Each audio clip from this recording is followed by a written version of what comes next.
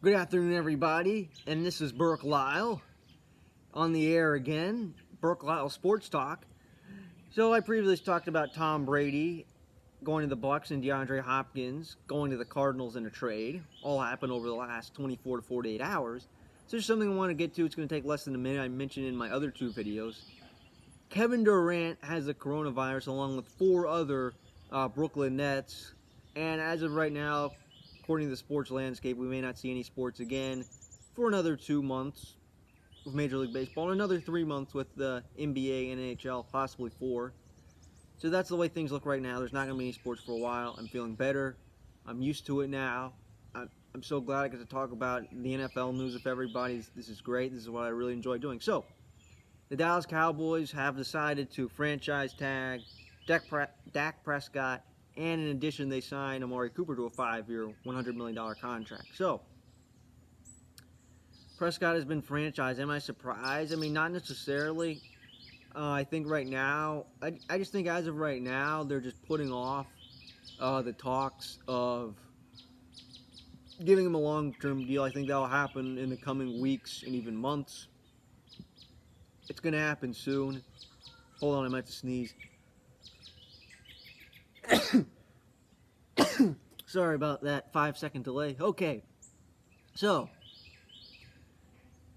Dak Prescott is on the franchise tag, and I talked about this back in August about how much he's worth. He said he's worth $40 million. I thought it was closer, maybe around $20 million.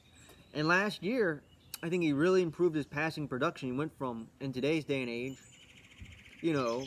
getting generally around 4,000 yards, generally between 3,500 and 4,000. So a good, solid quarterback. It helps that he had Ezekiel Elliott. So now, last year, I think he really improved his stock last year. He threw for 4,900 yards and 30 touchdowns, both by far the highest of his career. And his 306 yards per game was 100 yards higher than it was, say, in 2017, a year when they lost Ezekiel Elliott, which ultimately cost them the playoffs, down the stretch for 6 games. So, what this does is it seems like Prescott has improved as a passer. I think he has more weapons than he did. I think what really would help is the Amari Cooper deal, and we'll be talking about him plenty in this video. Right? So again, Prescott, I think, has improved throughout his career. Maybe the team hasn't, but he has. I think he's become more and more of a passer. Certainly, his attempts have gone up. They have been more pass heavy than, say, run heavy than they have in years past. So there's that factor. And not only that, last year, since the offense was kind of an issue for them without Ezekiel Elliott, and then before they got Amari Cooper, they led the NFL in total yards last year. And Michael Gallup and Amari Cooper both had 1,100 receiving yards last year. And Gallup, he's 2 years in, so do you have to potentially think about paying him 2 years from now? You might have to, depending on what happens. So this is what happens for now. So, with the franchise tag, so this is not the first time this has happened. This franchise has done this before. They did this with DeMarcus Lawrence actually twice, and then they did it again last year before he ultimately got a long-term deal. It's disappointed so far. And then with Dez Bryant in 2015, and this was in an article written by Todd Archer of ESPN. He writes for the Cowboys. Okay, so they did to Dez Bryant.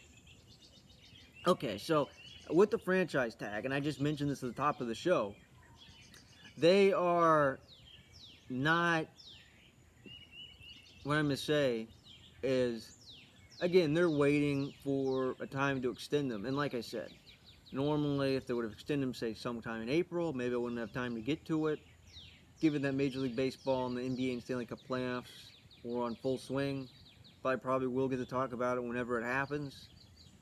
So I think they will sign him long term. I mean, they pretty much have to. I mean, before, I think he was asking for too much money. I don't think he's worth that much money. But he has become a better passer, at least has gotten more opportunities to put up big numbers, and he has already. I mean, you talk about 5,000 yards, 30 touchdowns, one of the league leaders in both categories. You have to pay him, and you have to pay him now. And they didn't want to last year, but you do now. and they're going to re-sign him. I mean, think about the Kirk Cousins saga. I mean, Cousins put up kind of similar numbers with the Redskins on a team that was similar to this. Of course, these Cowboys teams last year is much more talented than any Redskins team there ever was, say, in the Kirk Cousins era. But as of right now, you have to pay him, and you should try to get it done soon. I mean, why wait? This is your franchise quarterback. He has shown it. If you didn't think so, he has shown it now. Don't be stuck with some quarterback you don't know what to do with, right? You have to re-sign him, and they're going to. You have to give him the extension. Okay, so now Amari Cooper, moving on to kind of switching over to Cooper. So 5 years, $100 million. So Amari Cooper is tremendously valued to the Cowboys. Since you think about it, their offense was kind of mediocre before he got there. And I just mentioned how they led the league in total yards, right? You give Amari Cooper a starting to sprinkle down range. I'm going to have to hurry up or maybe even stop the video. If only I started 30 minutes earlier. So Amari Cooper has been so valuable to their offense. I mean, since he got in 25 games, so that's 2.5 seasons, or a year and a half with the Cowboys. 132 receptions, 1,900 receiving yards, and 14 touchdowns. So that's the offense since he's got there. Just a dramatic improvement. Right? Tell you what, I'm going to stop this current video right now, and I will resume it when I get inside, so the rest of this video will be a different setting. But I will resume this when I can, but it's raining right now. Hi everybody, this is Burke Lyle, and I'm back. So it was just raining outside, or about to rain, so I came inside so I didn't get soaked. Which is not as bad as I might have thought, but just to play it safe. So I was talking about Amari Cooper, and he's made their offense just so much better. I mean, if you think about why you re-signed him, that's exactly why. You just saw what happened down the stretch. Big reason why they got to the playoffs. And then last year, again at over 1,100 receiving yards last year, almost 2,000 total in his time with the Cowboys. Right, so that's your team offensively. So obviously offensively look very good. We'll have Prescott next year, and you should for the foreseeable future. You have to re-sign him. You have Ezekiel Elliott for the foreseeable future, and you'll have Amari Cooper. And your line is still good now and making a lot of money. So you're paying a lot of money to your offense right now. Defensively, so Byron Jones signed a 5-year, $8 million contract with the Dolphins, and now they have 2 highly paid cornerbacks. So you lose something in your secondary right there.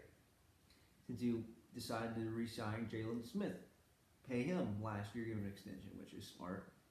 He's one of the better linebackers in the league. And you're already paying DeMarcus Lawrence a lot of money too.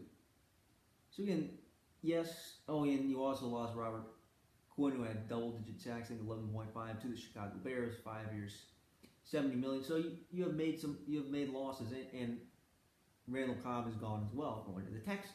Talked a lot about that in my last video. So these are the Cowboys in 2020. They were one of the most, last year on paper, going into the season. I mean, they looked like one of the more talented teams in the NFL last year, on paper. They had so much talent. Yet, how did they go 8-8 and miss the playoffs? I don't get it. This is one of the most talented 8-8 teams I've ever seen. This is one of the most underachieving teams I've ever seen that is so talented. I mean, they look like a team that could win the Super Bowl on paper. And they are worse next year. I think they might have some problems defensively. Like how do they fill that spot at corner that Byron Jones was? And then ultimately ends up leaving. So what does that look like what does that look like next year?